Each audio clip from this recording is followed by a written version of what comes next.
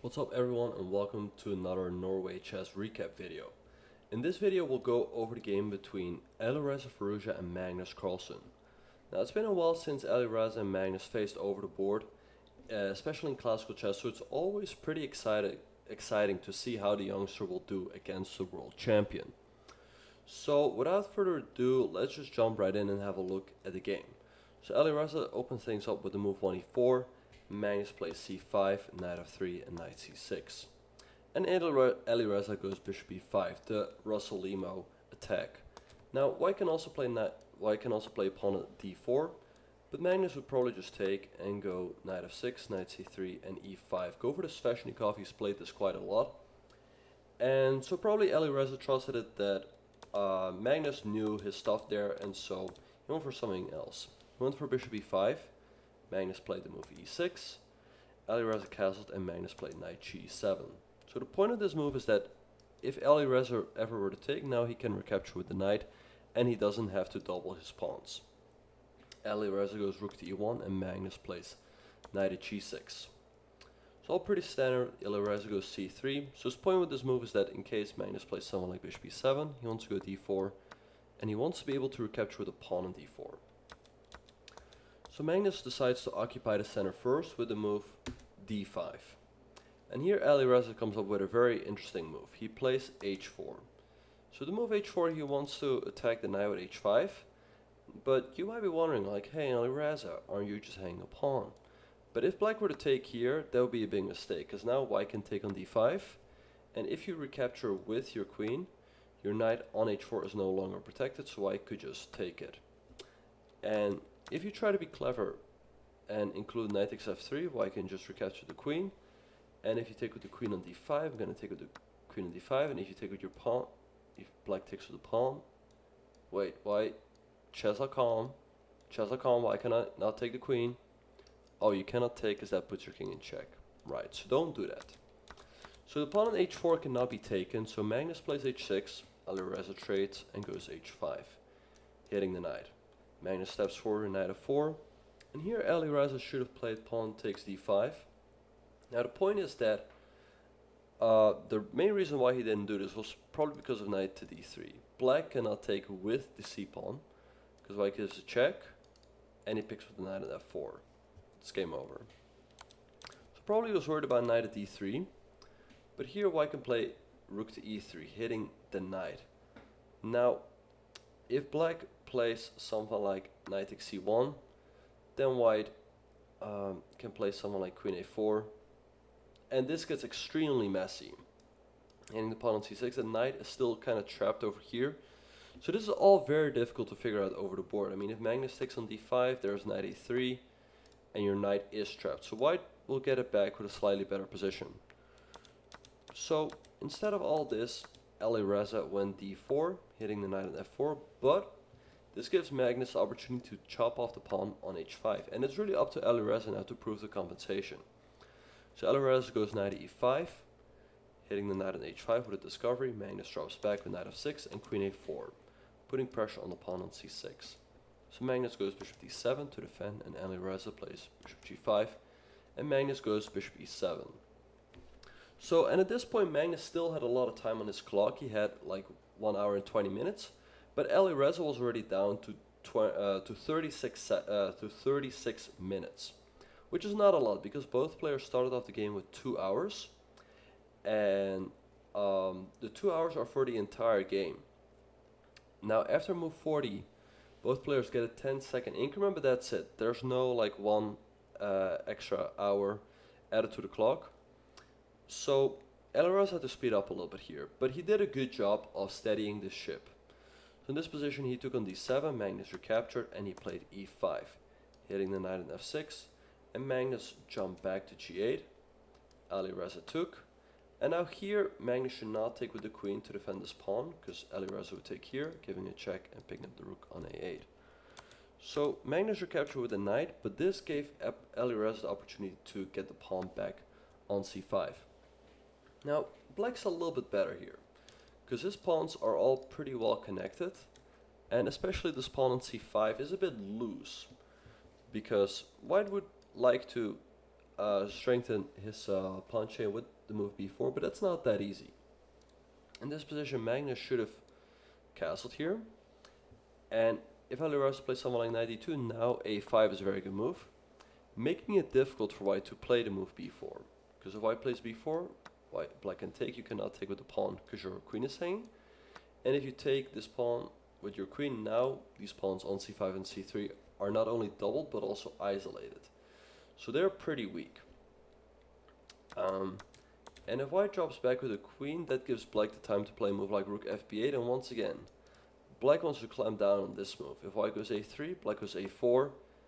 And if b4, well, guess what? Black's going to take en croissant, and you have all these weaknesses here.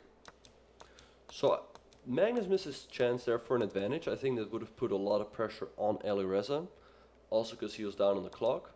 But Magnus played the move queen to b7. So he's hitting the pawn on b2. Alireza goes b4 to defend, and Magnus goes a5. So he wants to take here and destroy Alireza's structure. But Alireza here came with the move queen b3. Stepping out of the rook's way, and if black takes now, you just recapture with the pawn, and white's completely fine. So Magnus castled, and Alireza played knight to d2, finally developing the knight. Magnus played queen to a6, Alireza played knight f3, so he wants to put the knight on d4, at which will always put pressure on the pawn on c6. And here Magnus played queen to c4, going for simplifications. Alireza traded, went rook e4, going after the pawn on c4, and Magnus took on b4, Alireza captured rook a4. Magnus sacrificed a pawn, but both these pawns are pretty weak, so that gives Magnus enough compensation to make a draw. Alireza went knight to d4, Magnus captured the pawn, Alireza went b5, trying to create a passer on the queen side. Magnus took and played knight c6, and Alireza went back with knight to d4. Now here Magnus could have taken the pawn on e5, but white gets pretty active here after rook b4, followed by c6, c7. So Magnus did not feel like going for that, but instead he just traded the knights. Now do not play rook c2 and go after the pawn, because you hang back rank checkmate, because the king is stuck behind these pawns. So Magnus played king f8, bringing the king closer. Alireza pushed the pawn. Magnus played rook c2 to stop the pawn. Alireza gave a check, king e7, check, king e8, and rook c7. And this position is just a draw, because black can never come closer with king d8, because that would hang this pawn over here. But at the same time, white can also not make progress. So Magnus played g5, and after check, king e7, check, king e8, the players just repeated into a draw. So the classical game ends in a draw, which means that both players get 1 point, and we move on to an Armageddon game. Now in the Armageddon game, white gets 10 minutes versus black 7 minutes, and there's a 1 second increment after move 41. Now there was a certain tweet, let's have a look. So GM Benjamin Bok tweeted 10 versus 7 minutes with a 1 second increment starting from move 41 makes black such a huge favorite. Hashtag Norway Chess. Well, I would definitely agree with that, because black is 7 minutes and there's even a 1 second increment after move 41, there's no real chance of black getting flagged, and that's one of the main points in the Armageddon. Oh, but do we see that tweet also got a reply? So Benjamin Bok replied, he said, that being said, it remains difficult figuring out the right Armageddon time control. In the recent World Cup, white won a lot of matches where the time control was 5 versus 4 minutes, with a 2 second increment starting from move 61. Yeah, I would definitely agree with that. The time control we saw at the World Cup, where black only gets 4 minutes, makes it quite difficult for black, because black can easily get flagged. He has to make 60 moves in 4 minutes, and indeed, we saw a lot of players getting flagged at the World Cup. So anyway, interesting tweet there. If you want to see more of those tweets, make sure to follow me on Twitter or any other social media. Links are in the description below. Make sure to check it out. But without further ado, let's have a look at the Armageddon game. Let's go. So Alireza started things off with 1 e4, Magnus played c5, knight f3, knight c6, and Alireza goes bishop b5 again, going for the Russell attack. Magnus goes e6, castles, knight g7, rook e1. So Alireza going for the same line, but Magnus decides to deviate with the move b6. Alireza goes d4, opening up the center. Magnus traded and played bishop to b7. And so Alireza just developed with knight to c3, all pretty standard. Magnus played a6, kicking this bishop back. Alireza played bishop to f1. And Magnus traded on d4 and knight to c6, hitting the queen on d4. Alireza played queen to e3. And here Magnus should have just played something like queen c7, because white always wants to go queen g3 and put pressure on black's king side. But after queen g3, black can just trade with a fine endgame. But he played bishop to c5. Now Alireza went queen to g3, hitting the pawn on g7, and Magnus castled. Now, here Alireza could have played bishop h6, trying to threaten checkmate over here. Now black cannot play g6 because that hangs the rook, but black can just reply to this very comfortably with queen to f6, guarding the pawn and hitting the bishop.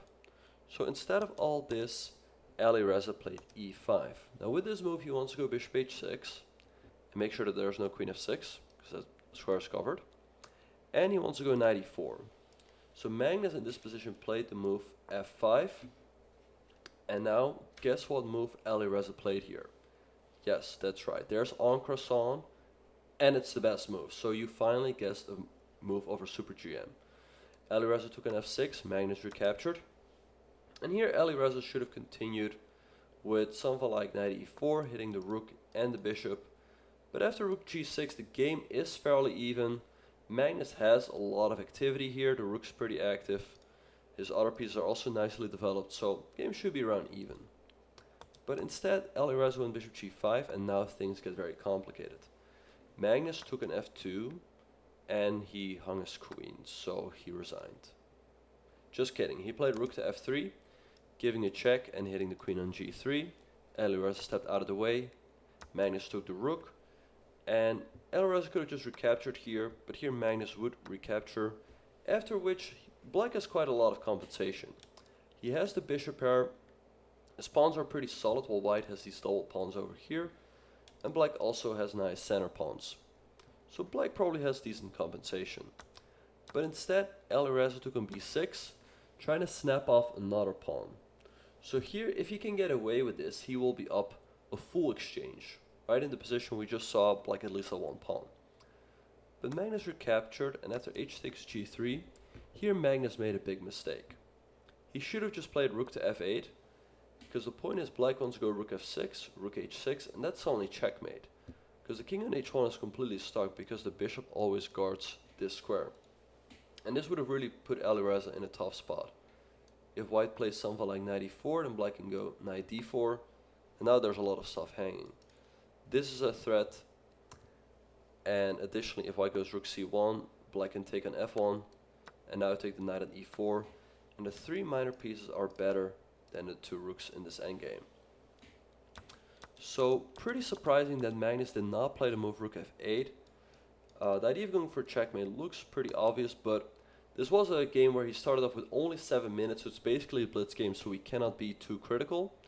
He played bishop to f2, going after the pawn on g3. Alireza went rook e2. He took the pawn, but now after knight e4, so Magnus did get his pawn back, but now his pieces get pushed back, and that's more important. He went bishop to e5. Alireza played knight to c5, hitting the bishop on b7, so Magnus had to drop back, and Alireza played c3. So white's up in exchange for a pawn, but his position is also pretty active. Magnus played d6, kicking the knight. Alireza went back with knight e4, and Magnus brought his king closer to the center with king f7. Rook d1 and king e7, covering the pawn on d6. Alireza went g3, very good move, putting the bishop on the long diagonal from which it will put pressure on the knight and the rook.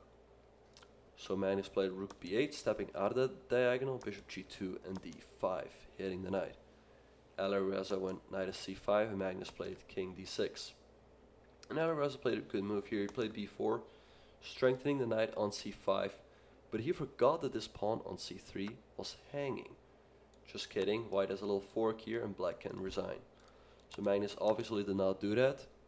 He played a5, a3, both players traded, and Magnus put his rook on the open file. Alireza gave a check and played b5. Very good move. If the knight were to step back here, white goes knight c5 and puts pressure on the bishop because it's no longer defended. And white can follow it up with c4 in some cases, trying to once again open up this long diagonal for the bishop. So instead, Magnus took an e4. Alireza recaptured with the rook. Another very good move. This knight still cannot move because that hangs the bishop. And Magnus went rook to a3. Alireza played rook to c4, putting pressure on the knight.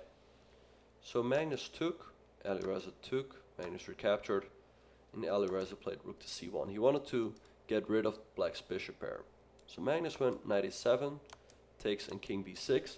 So it feels like Magnus is kind of close to the draw, because if he can get rid of this pawn, then the only thing left on the board is the king side, where white has one pawn versus black's three pawns. So if black can get rid of the b5 pawn, he should be able to draw. So Alireza goes bishop c6 to defend the pawn. And here Magnus could have actually taken it, because it looks like black's hanging the knight. But after takes, you don't take the bishop right away, because your bishop is hanging. But black has this intermezzo. Bishop e7, check. But still, the game is pretty calm. It's not easy to defend, because after white goes, let's say king h2, black takes here, white goes rook c7, hitting the bishop and the pawn. But let's say black goes somewhere like bishop e4, takes, and king c5. The king's gonna defend this pawn, and the bishop will always be defending this pawn. So my guess is that this endgame should be a draw with best play. So Magnus perhaps missed a little chance there. But instead he played the move e5. Alireza went king g1, stepping out of this trick. Magnus played bishop f5, and Alireza played bishop to e8. g6 was played, king f2, and h5. Magnus is banking on the fact that this bishop can sort of hold the entire king side together, but it is pretty risky, because these pawns are on light squares, and that's also the color of white's bishop, so these pawns will always be under attack. Alireza played rook a3, a very good move. He wants to go rook a6. Magnus went g5. Alireza gave a check. King b7, rook f6, hitting the bishop. And rook e6, going after the pawn on e5. Magnus played h4. Alireza played g4, because he feels like he can get both of these pawns, and then his passed g pawn should win him the game. So Magnus played knight at c8. Alireza took, knight at d6. Bishop to d7, king c7, bishop e6, bishop e7, and so everything is looking good for Alireza. He should just be careful that he should not take on g5, because that allows this fork and your rook is lost. But after someone like bishop d5 offering this trade of bishops, and if the bishop were to move, now you can take this pawn, it feels like white should win the game. But instead, Alireza played king to e3, and now suddenly Magnus played h3. And how can this pawn be stopped? Right, because the bishop is covering the promotion square. So here, Alireza's last chance to go for win would have been bishop to d5, after which Magnus probably would have played knight to c4, giving a check and hitting the rook, so Alireza would have to take. But this gives Magnus a chance to go b6, and white would have to give the rook for the pawn. So someone like rook e7, king d6, rook h7, black queens, white takes, and white's still up a pawn, but black has very good drawing chances because his pawn is on a light square. So that was Alireza's last chance, but instead of all that, after the move h3, he took on g5, but now after h2, he had to give up his rook. And after takes, g5, bishop e4, king d4, bishop h7, king e5, Magnus with knight e4. He's going to chop off this pawn, and then he's going to chop off this pawn on b5. So very unfortunate for Alireza, who played very well in the Armageddon, but missed out on the win. So yeah, first round's always a bit of a nervous affair, because both players have spent a lot of time preparing. But I think we saw a very good matchup between the up-and-coming Alireza Firouzja and the world champion Magnus Carlsen.